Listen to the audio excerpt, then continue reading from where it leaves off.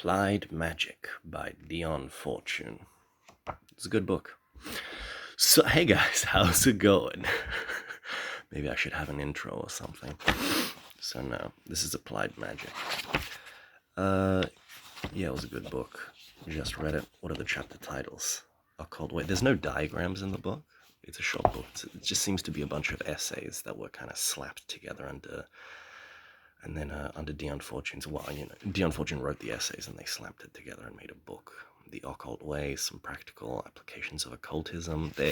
It's more to do with, I'd say, like ritual magic or kind of sort of mentalism, like psychology. She mentions, she's a psychologist, so she mentions Freud and Jung and a couple of others. The best chapters really group mind and psychology of ritual.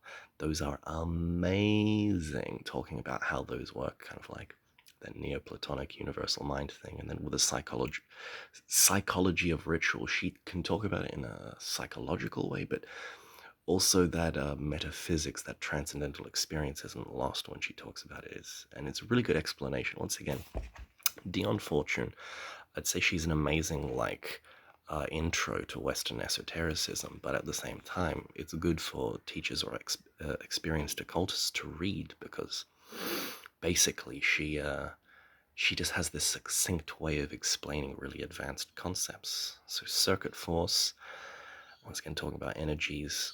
It was interesting in kind of like going on in some of the later chapters. She even kind of has a bit of a scathing review of some societies and Aleister Crowley and whatnot.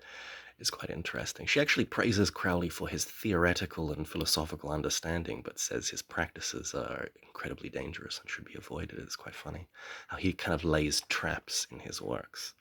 One thing I think she mentions is some Kabbalistic working where Crowley changed something in the ritual. So if you work with Crowley's rituals, it actually activates the cliff off, not the Kabbalah. It's quite funny. But yeah, this is quite an interesting take. A magical body. That's not. I thought that was going to be about the astral, but it wasn't. It was about.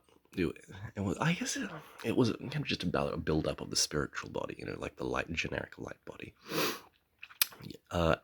Dion Fortune was. I don't think she was a theosophist, but she was definitely influenced by them. So she seems to go the more Rosicrucian route.